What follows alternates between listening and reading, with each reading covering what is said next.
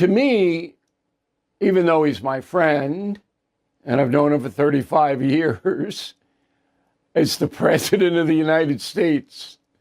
And it doesn't really matter what time it is. So anyway, we had our usual back and forth, a lot of it off the record. But I had to go on the record for a couple of things that I want to tell you about. Yesterday, we analyzed that a negotiation between Iran and the USA might be led by Vice President Vance. But I cited the source for that, the Guardian newspaper, and I told you it is an unreliable publication. And it's exactly what it is. It's not going to be Vice President Vance taking the lead in the negotiation. It is going to be Witkoff and Kushner. The two have been doing it all along. Now, Iran has not agreed yet.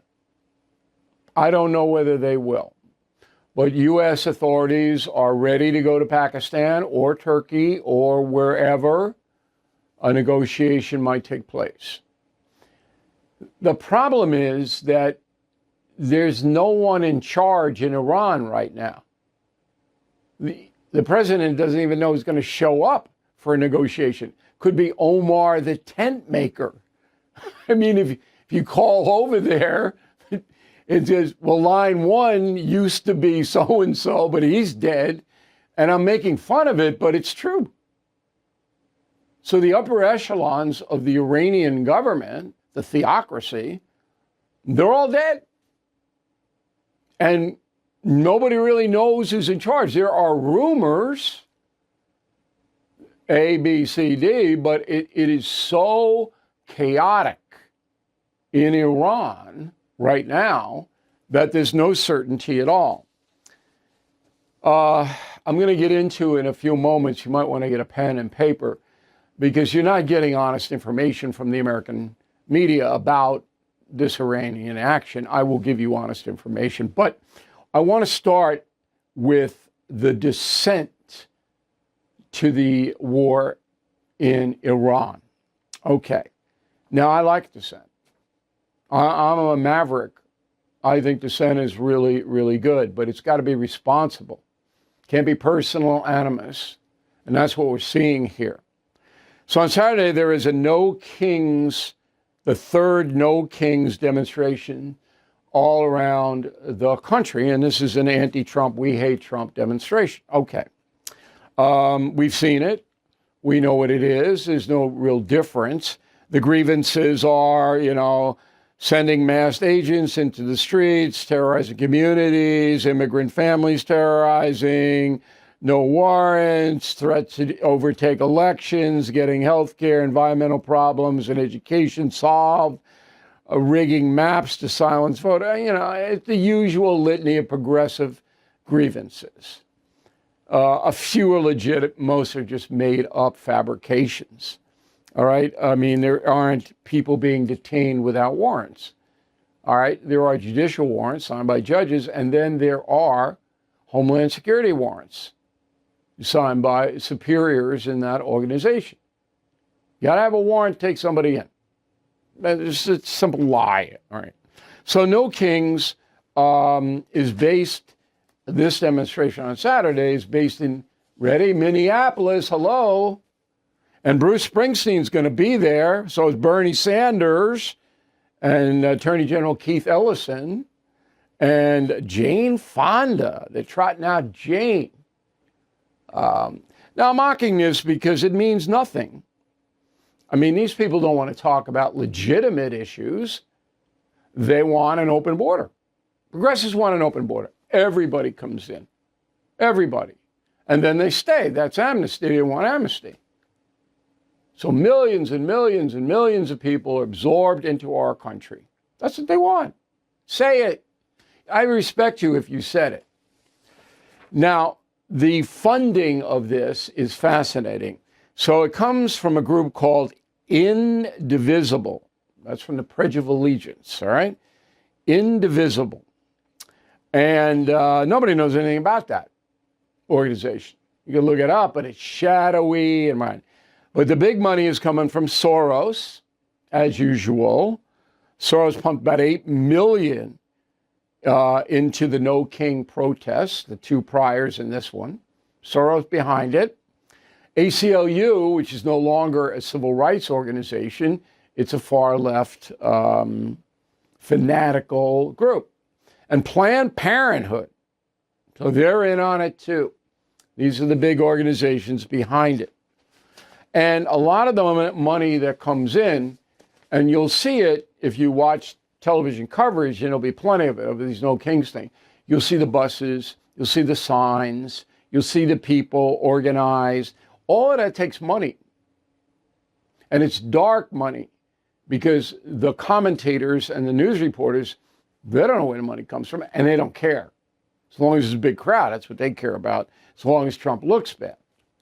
Okay, but the dark money component here is very, very disturbing because money can undermine democracy. It's not hard to do it. So you will remember that on January 26th of this year, we broke a story about Neville Roy Singham. Okay, there he is. He's a communist. He lives in Shanghai, China, very close ties to the Beijing government. Now, he is behind a lot of the dark money stuff. Okay, and we reported that Singham has been in this arena for 9 years, ever since he sold his technology company called ThoughtWorks for about $800 million. Now, you would say, well, how can you live in a communist country if you have $800 million? Wouldn't the government take that away from you? No. As long as you're serving the government, there are a lot of billionaires in China. They serve the government, and so does Singham. Singham is an American citizen, can't come here. Sets one foot on our soil, they'll arrest him. Okay, but he is a real threat to every American. And 99% of Americans have no idea who the man is. This is what I said in January. Go. His name is Neville Roy Singham. He's a billionaire tech guy, lives in Shanghai, China. He works with the Chinese government. And he has a 501(c) in the United States called Breakthrough News, where he funnels money to places like the People's Forum in New York City and Minnesota radical left organizations. He's deeply involved with the insurgency and the sedition against the federal government, this guy. We gave you all the information. He's a communist guy. Well, now Fox News Digital has launched a 5-part series on Singham, and we congratulate them. Not going to see that on CBS or CNN or ABC or NBC. They don't care. But Fox News Digital has come up with some very interesting information about $300 million Singham is pumped into the following nonprofits: Code Pink, Breakthrough Media, Justice and Education Fund, People's Forum, People's Support Foundation, Tricontinental Ltd. He did pump the money in through Goldman Sachs. Can you believe this? And he got tax breaks from the IRS to pump the money in, $300 million. Now, we call Goldman Sachs because we're fair people. You can come back to me here. We're fair people. And we got a guy named Tony Fratto on the phone. He's the spokesman for Goldman. And he says that they have terminated Singham's fund. But they did it only last month. Okay? I'm sorry. February 2024. 13 months ago. But Singham used Goldman Sachs, and he got tax deductions to undermine the American government and system. All right. His main outfit now is the People's Forum, located at 14th Street in Manhattan, New York City. They are the ones that funnel the money out locally. And Code Pink, answer. He's married, Singham is, to the co-founder of Code Pink, Jody Evans. And guess where they all showed up last week? Havana. They all showed up to prop up the Cuban government, which is on the ropes. Now, the Justice Department, come on, Kash Patel. Hello? Okay? You got to investigate this. This is subversion at the highest level, using our system. And maybe there's an investigation, but nobody's telling us. The Justice Department is the only mechanism on the planet that can stop this and expose it. If you go out tonight and say, hey, you know this guy, Roy Singham, nobody's going to know it. This is a suppression. Very, very dangerous. And all the progressives, all these idiots out, no king. If you go up and you go, so how about Neville Roy Singham? And, you know, he bought that sign for you. Who? No idea. This is bad. Now, we're proud that we broke the story, an independent news agency, the No Spin News, BillO'Reilly.com, you all know. And we applaud Fox News Digital. Picked it up. They picked it right up. Listen, if you watch Fox News, okay, and I don't have time to watch a lot of it, and I don't really learn a lot there, but what we do, they monitor it very, very closely. And they're smart to do that, because what we say is true. And that's the memo. All right, joining us now from Florida is our media go-to guy, Bernie Goldberg, who is the purveyor of BernardGoldberg.com, which has a sensational special we'll tell you about at the end of the interview. So you go there and absorb Bernie's wisdom, okay? Now, Bernie has so much wisdom that you have to absorb it kind of gradually, or you'll be overwhelmed by the wisdom. All right, where am I going wrong here, Goldberg? And I want to make a comment about your rarely happening wisdom. That's a joke. You nailed it, how they portray negative news. They bring people on who say all these negative things, and then they say, well, it's not us. Right. It's just the people who are bringing on. Yeah, anyway, I wrote a column on the website that you mentioned, BernardGoldberg.com. This is what I said.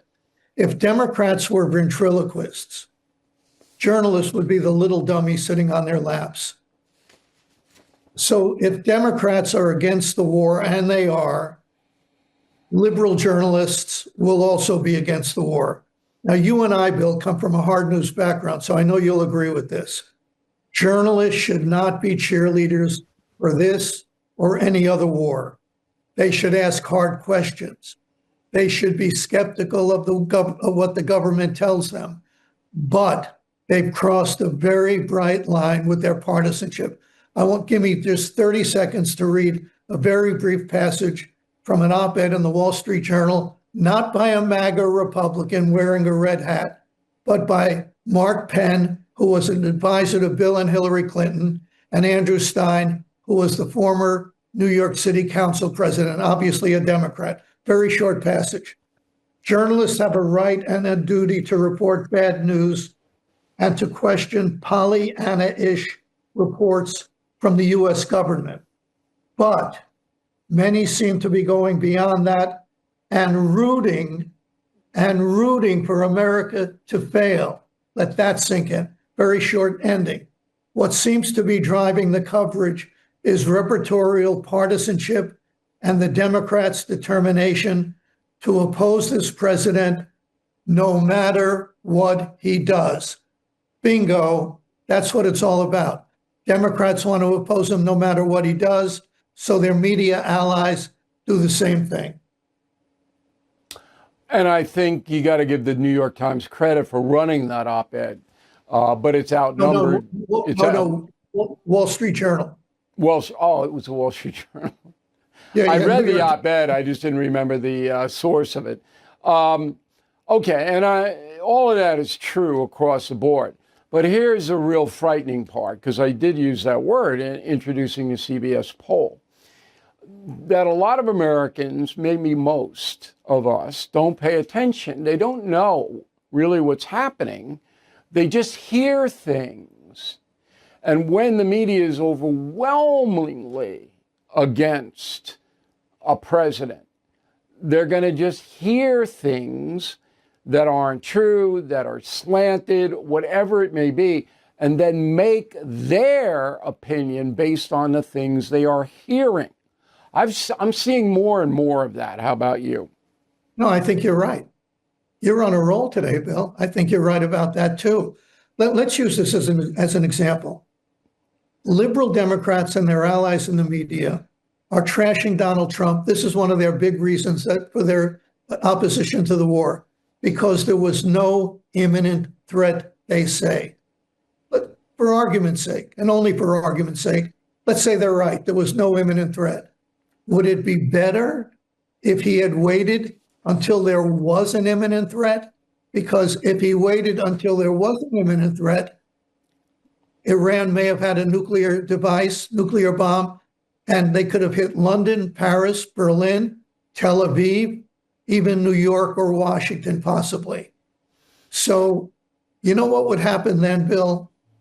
The same media that is trashing Donald Trump for going to war when there was no imminent threat would be trashing him because he waited too long before there was an imminent threat. So heads, they win. Tails, he loses. The system is rigged. Now, interesting you brought that up, because right after you, I'm going to run a clip of Lindsey Graham where I did an interview on our new long form, which did discuss in very micro detail the imminent threat. Okay. So you have a basically dishonest media here. I don't think there's any question fair-minded people understand that. Do you believe the actual people running these companies, making the calls, are dishonest? I think they're acting like business people and not news people. I think they know who their audience is, and they say we're going to give them. But isn't that dishonesty, though? Because they're supposed to be presenting absolutely objective news. Yeah, that's right, Bill. And I'm going to break some bad news to you. There's no tooth fairy, and there's no Santa Claus, and there's no Easter bunny either. It's, of course, they're dishonest. They're doing this for business. They don't call it the news business for nothing. It's a business, and they should be reporting the truth without partisanship. But they're desperately trying to stay in business in this new media landscape by telling the audience precisely what they think the audience wants to hear. Do you believe that's corrupt, by the way? Yeah, there's no doubt in my mind. Do you believe that the corruption that began in 2016, when Trump came on the stage and started to succeed, has destroyed the television news industry in particular, or it was inevitable with social media and all? It was inevitable they were going to decline. But it might have been inevitable, but they're getting worse and worse and worse. I mean, if Joe Biden or Barack Obama had launched this war, do you think the coverage would be the same? Of course not. And the infantile questions, how long is the war going to... Do you get as angry as I do? I'm sitting there, how long is it? Well, how would anybody know that? No, you're absolutely... I don't know what you've been drinking, but you're absolutely right about that too. Here's the thing. If this same journalistic bunch were covering D-Day on January 6, 1944, when 2,500 Americans and 4,400 Allied troops were killed in one day, they would be calling for the impeachment of Franklin Roosevelt, and they would try to get Dwight Eisenhower thrown into prison. I mean, you can't count any American death in uniform, any American in uniform who dies. It's a tragedy, not just for their families, but for all of us. But they count every single one as if you see what's happening, and this war is not going to go on. It's not going to end tomorrow. When is it going to end? These are questions without answers, and they know what they're doing, and they're doing it to turn their audience, to appeal to their audience who already doesn't like it because of what their audience is hearing from other news people. It's a vicious circle. Yeah, but with one goal: get Trump. That's the beginning, the middle, and the end. All right, tell me about BernardGoldberg.com March Madness Special. What do you got going? I want to say two things. First of all, it's a half price sale off of already very low prices. But here's the thing, Bill. We're a small website, and we're trying to stay relevant. And your audience, the people I'm talking to now, and thank you for letting me do it, are important to our survival, to be perfectly honest about it. We need your audience. We like your audience, and we appreciate you for letting me say these things to your audience. Now you have a half price going forward, and it's a pittance. And I'm saying that not in a derogatory way, but I know. If you want to add to your frame of reference, which really is what this is all about. I mean, when you have a colossus corporate media that's being blatantly dishonest across the board, and you can't discount the right-wing networks either, because they're feeding the same kind of absolutely quote unquote information, but it's tailored to people who want to believe a certain thing. So the only hope is us. We're the only hope. That's what I was about to say. If somebody wants their views given back to them 100% of the time, don't waste your time coming over to BernardGoldberg.com. I can't do that. Bill and I have been hard news reporters for many years. That's our foundation. That's our basis. We give opinions, but they're based on fairness. At least I hope they are. In my case, they are, and in Bill's case, they are. And you'll agree with us a lot of times. You won't agree with us, or you won't agree with me all of the time. That's the way I do it. I try to give you my honest opinion, but it's only an opinion. But that's healthy. And that's what the founding fathers wanted, that kind of vibrant, robust debate with no personal animus or greedy money factor in it. And let me say this to your audience. You know how Bill knows that? Thomas Jefferson told him that personally. That's right. I was there. Goldberg, look, you're older than me. And based upon this shot that's going all over the world now, people can see that with their own eyes. All right, BernardGoldberg.com. March Madness. Check it out. Appreciate it, Bernie. Thank you, Bill. I need your help. Final thought of the day. We had Bernie Goldberg analyzing the media yesterday, and he got a ton of new subscribers to BernardGoldberg.com. So Bernie texted me and said, would you please thank your audience? I'm passing along Bernie Goldberg's thanks and gratitude. Okay? BernardGoldberg.com.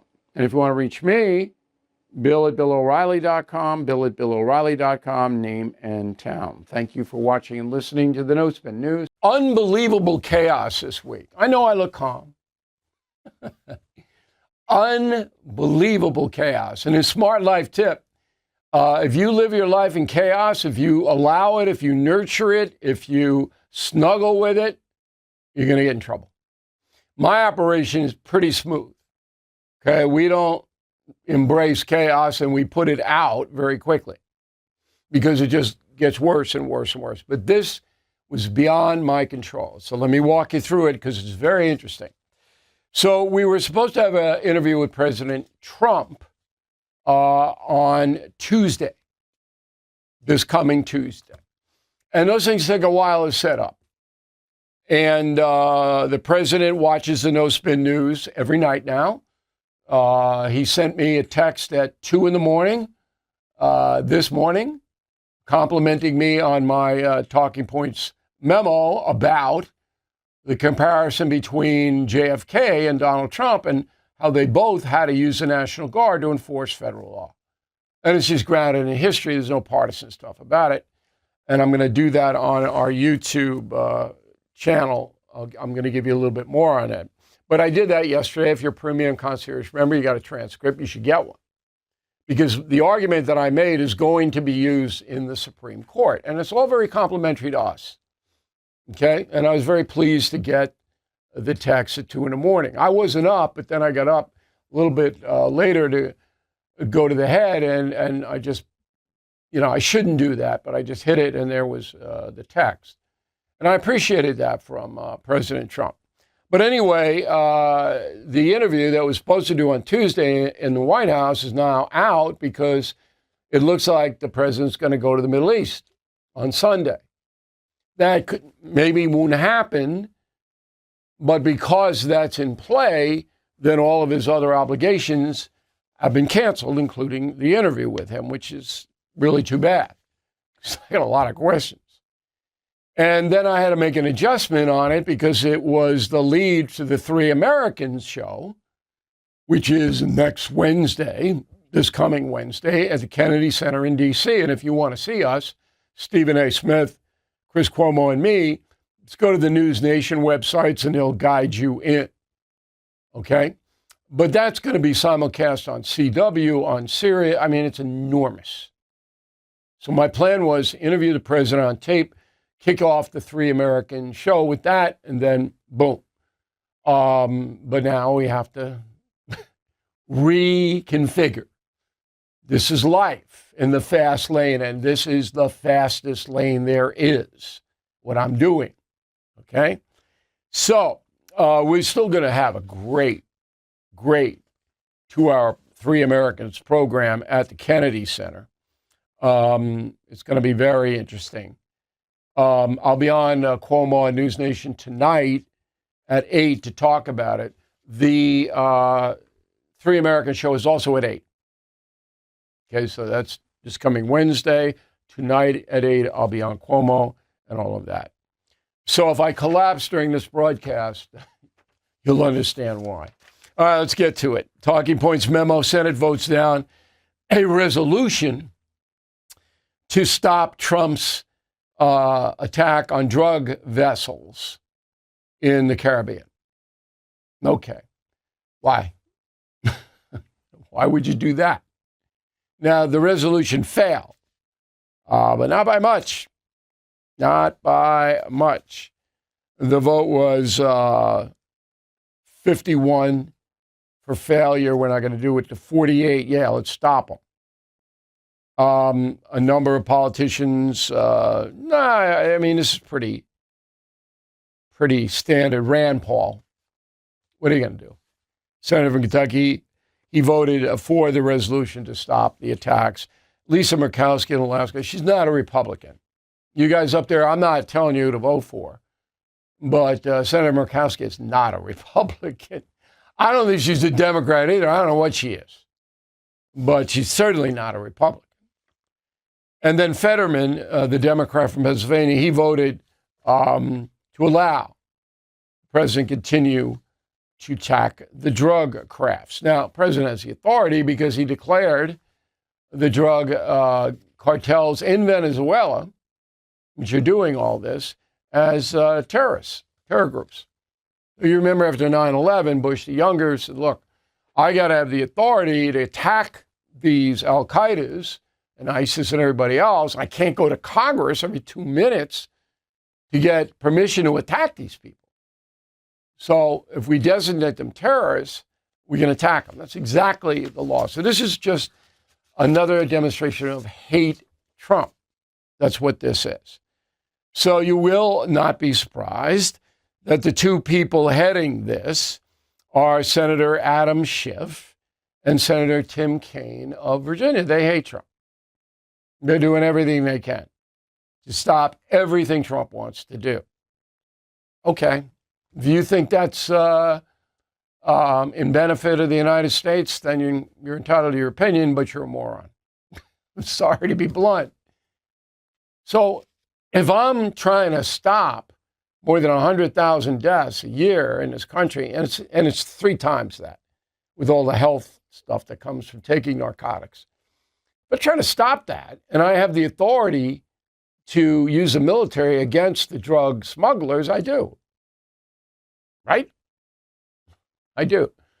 Now, the hate Trump people, the Democrats go, oh, we don't have any proof. Well, yeah, you do. Number one, the Dominican Republic found some of the debris from one of these blown up boats. Say there's all this cocaine floating around. And number two, why would anybody bother to attack some guy out fishing? You know, come on. So we have very good intel inside Venezuela. And they know when these boats are going out. And that's what's happening. All right, so I'm going to play you Adam Schiff. He's probably Trump's biggest enemy. Roll the tape. It is hard to describe just how extraordinary and dangerous this action is and the kind of precedent that it sets. Because there are lots of ships carrying narcotics, tragically a lot of them headed for the United States, many headed for Caribbean countries, and our practice has always been to interdict those ships. And how did that work out there, Senator, the interdiction thing? How did that work out under Biden? Let's get specific. How did it work out, the interdicting the ships? That worked out pretty well? Well, according to Border Patrol, Biden's last year, 23-24, record amount of fentanyl seized, which means a record amount was coming over, 20,000 pounds. Kill 20 million people easy. Okay, so how did that work out, that interdiction? Let's go all the way back, okay, to Vietnam. Never been a shortage of narcotics in America. Never. You want heroin, you want cocaine, methamphetamine. Hey, you go out, you find out where the dealer is, you buy the deal. Never a shortage. Well, that interdiction, that was working pretty well, wasn't it? Now, the fact that the United States is now blowing drug boats out of the water, that is an inhibitor. Okay? So if you're on that boat, you go, oh. That's why Maduro, the leader of Venezuela, who's up to here in the narcotics, okay, he's getting paid tens of millions of dollars, in my opinion. I can't prove it, but it's a narco state, Venezuela. That's why he doesn't want this. This is his money. So Schiff is, look, I got no respect for the man. I'm sorry. And there are Republican senators I don't respect either. Murkowski. Okay, so it's not a partisan play. But he's like, if Trump wants it, I don't want it. And that's a memo. Okay. So there's a poll, Reuters. It's a news service that doesn't like Trump. And the poll is about the National Guard being sent to cities. But the questions are too simple. Now, what does that mean? It means that you're asking people for an opinion of something they don't know about. So that'd be like me doing a poll and calling you up and say, the War of 1812, should we have done that? Should we have been engaged in that war? And you go like that, all right? Now, a few of you do know about the War of 1812, but not many. So this is 1,154 U.S. adults. First question. President should only deploy troops to areas with external threats. That means outside of the United States. Yes, 58. No, 25. Don't know, 18. All right, so the external threat, if there's an internal threat, then 58% of the people say, no, no military, no National Guard. Well, that puts you in the direct opposite of John F. Kennedy, Dwight Eisenhower, U.S. Grant, and a whole bunch of other presidents who had to use the U.S. federal military to solve very serious problems. But you're on the other side of that. Now, if those 1,154 U.S. adults are sitting right next to me now, they would not know what I'm talking about, I guarantee you. They don't know what Kennedy did and what Eisenhower did. Now, we did it earlier this week, and if you're a premium conservation member, I said you can get a transcript. It was about civil rights. States, some of them in the South, just wouldn't obey the civil rights law. Wouldn't let the black kids in school, public school. Kennedy said 17,000 people. 17,000 U.S. military paratroopers down in Alabama. Do you think most people know that? They remember that in 1963? They don't. Second question on the Reuters poll. The president should be able to send troops to a state even if its governor objects. Yes, 37%, no, 48%. That second question doesn't make any sense in conjunction with the first question. Okay, so it doesn't matter what the governor wants, although this is an interesting aside. Trump asked Pritzker, the governor of Illinois, to call up the guard to protect the people in the South Side who were being gunned down by the drug gangs. Pritzker wouldn't do it. Wouldn't do it. 4,000 dead. I'm not calling them up. Why not? You got 4,000 dead, 80% African Americans. Why aren't you calling them up? So Trump wanted the locals to take action. They wouldn't do it. And they won't protect, as we proved, the ICE agents in Chicago. So therefore, you got the guard there. About 500 to 700 of them. And they'll be patrolling over the weekend, I'm pretty sure. So I'm going to do a big takeout on the YouTube channel, our YouTube channel, because that's all over the world. And I want people in other countries to understand exactly what's going on. So I'm going to have sound bites from Eisenhower and JFK and explain the whole thing. So sign up for that. It's free. Subscribe. It's youtube.com/Bill O'Reilly. We'll give you the address a little later on. Here are the lawsuits about the National Guard. State of Illinois, Chicago, State of Oregon, Portland, Oregon, State of California, District of Columbia. Okay, so there's 6 lawsuits. Supreme Court will knock them out. I'm very confident that will happen. Our latest from the Middle East. So it looks like there is a deal, at least a verbal deal. The Knesset in Israel voting on the deal. They'll vote to take it because this hostages will be released. Anything could happen here. So I'm just reporting where we know right now. All right, and that's why the president will go to the Middle East if this deal is signed. Now, Netanyahu put an AI-generated image of Trump getting the Nobel Peace Prize, which Trump wants. The Norwegians, I'm not going to say anything now because I'm working on this myself, but not like they're fair over there. Witkoff, Steve Witkoff, which is Trump's main negotiator, and his son-in-law, Jared Kushner, who's got all kinds of business with the Gulf states, they're involved with this negotiation as well as the president and Marco Rubio, the Secretary of State. Do I think it'll happen? I do. I think it'll happen. Could be wrong. So tomorrow, the president goes to Walter Reed Medical Center, very fine facility in Maryland. I was there doing a charity thing for the wounded of Iraq and Afghanistan, and I was impressed. So he gets a medical checkup, and then I wonder what happened to Biden's doctor.